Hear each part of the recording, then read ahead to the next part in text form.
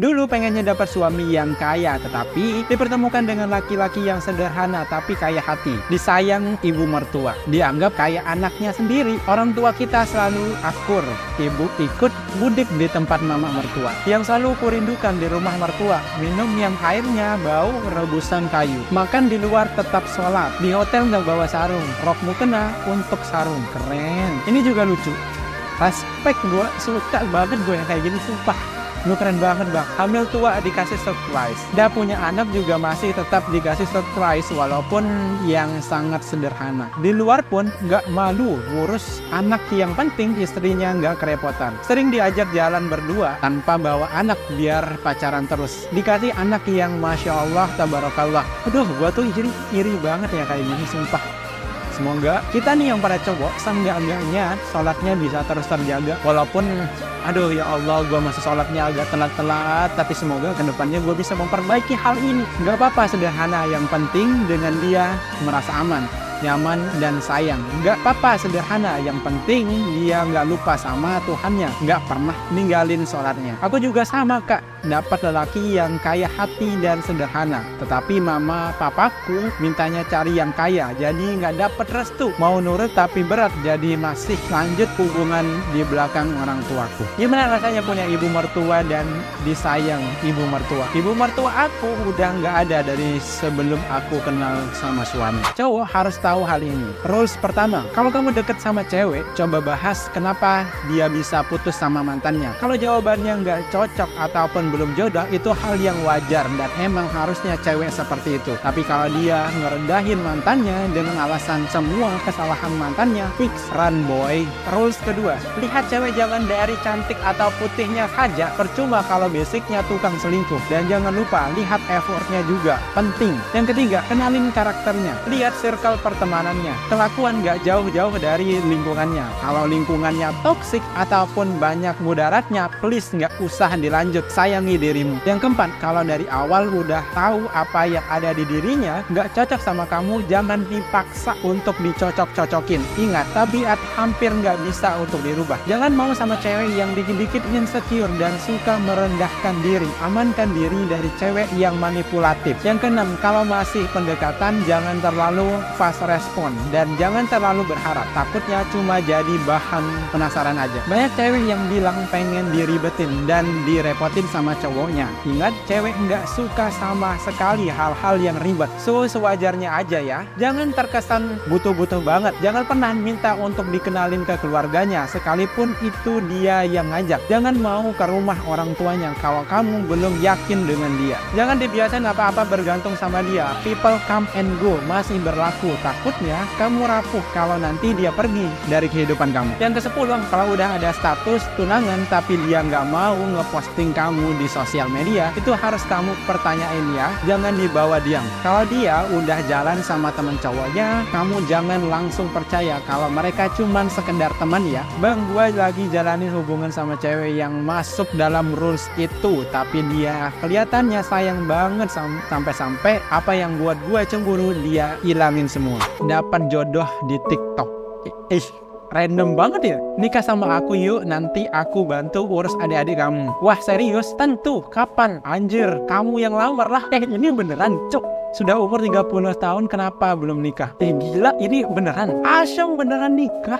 Ini Asyam ini beneran nikah. Kalau mereka aja bisa, kenapa kita enggak? Doaku tahun ini dipertemukan dengan seseorang yang tulus, bisa diajak untuk berkomitmen bareng, sabar, dia posesif, bisa saling melengkapi, saling menerima, dan dijadikan satu-satunya orang yang dia sayangi setelah orang tuanya. Tapi gue ingin kasih satu catatan, kayak lu jangan jadikan video ini sebagai patokan untuk masa depan lu. Nikah itu sesuatu hal yang sakral dan kalau bisa dijadikan satu kali dalam seumur hidup lu. Ketika lu ngeliat video ini, lu nyoba hal yang sama, lu sama aja lu mempertaruhkan hidup lu. Lu coba pikir matang lagi lah. Semoga pun kalau lu mencoba, semoga lu mendapatkan sesuai dengan apa yang lu harapkan. Kalau cuma mau kenalan buat nikah, ayo. Tapi kalau cuma buat ngingetin makan, tidur, sehat, aku juga bisa sendiri. Carilah lelaki yang bisa nerima semua kekurangan kamu dan dia tidak pergi setelah tahu kekurangannya. Bisa saling melengkapi kekurangan satu sama lain. Semua butuh belajar. Jika ada kesalahan fisik maupun kata, tolong katakanlah,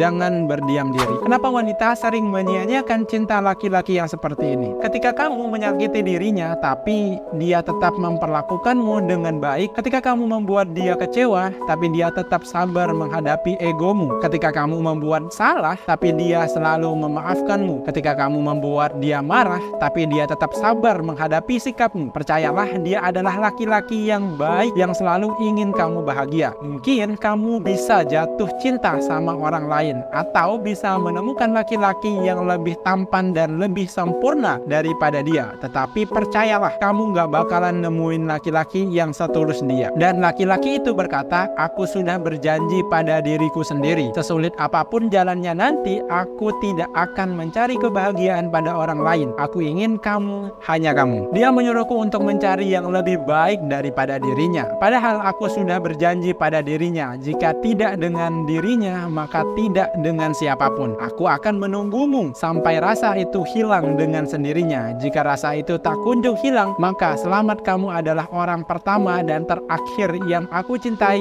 dengan hebat. Untuk masalah pernikahan, aku akan tetap menikah. Akan tetapi, aku hanya akan melanjutkan hidup. Dan untuk perempuan yang menikah denganku, nanti aku tidak akan mencintai dirinya. Karena yang kulakukan hanyalah untuk menyambung hidup, bukan mencari orang baru. Terkesan jahat, tapi itu keputusan yang tak bisa diganggu gugat oleh siapapun. Tapi lu egois banget sih. Lu hanya memikirkan diri lu sendiri tanpa memikirkan pasangan lu sendiri. Ketika lu sakit di masa lalu, tolong selesaikan. Ketika lu belum bisa selesai dengan masa lalu, jangan melibatkan orang lain. Lu baiknya selesaikan dulu, baru cari yang lain. Cinta yang sampai meneteskan air mata itu tidak pura-pura. Bersamamu adalah cerita yang tidak ingin aku akhiri. Bagaimana aku memberitahumu bahwa berbicara denganmu dapat menyembuhkan segala suasana dalam hatiku. Aku harap kita berdua adalah orang yang sama-sama takut untuk kehilangan. Aku gak pernah menyangka bisa rasain itu semua sama seseorang. Dia mengajarkan padaku apa itu sebetulnya cinta.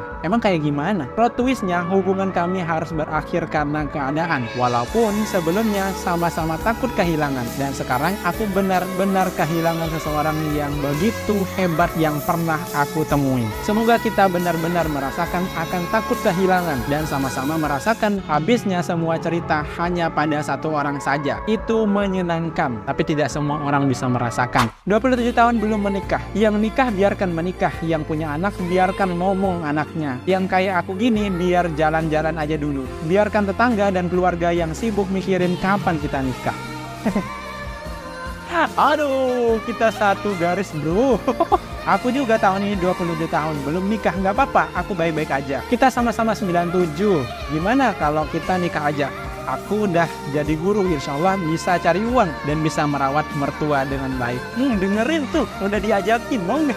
Aku tanya sama ibu ya, kalau sampai kalian benar-benar berjodoh, tolong gua juga di tag ya. Gue pengen tahu, gue pengen lihat endingnya. Semoga kalian benar-benar berjodoh, amin. Kabarin ya, siapa tahu calon ibu mertua cocok. Dengerin itu, dibalas. Yang belum nikah kita, tapi yang heboh, yang pusing mikirin jodoh kita, kenapa mereka ya? Gua 97, berasa baru lahir. Lagi asik-asiknya traveling. Dia adalah orang terakhir yang dengan bangga saya ceritakan kepada ibu saya. Dia orang terakhir yang membuat saya jatuh cinta yang begitu dalam. Dia yang selalu saya ceritakan kepada teman-teman saya. Dia yang membuat saya tahu arti dari titik tertinggi mencintai seseorang. Dia yang membuat saya takut untuk kehilangan, dan saya pun telah kehilangan dia. Dia juga orang pertama yang ninggalin luka sedalam ini sampai saya tidak ingin mengenal orang baru. Terima kasih untuk lukanya. Mau posting ulang tapi masih dipantau, takut dikatain gamon, tapi emang iya. Ya emang iya, belum bisa lupa dari dia. Gamon. Teruslah jadi sosok laki-laki yang kuat. Jangan sampai runtuh hanya karena satu badai. Kita sudah berjalan di jalan kita masing-masing.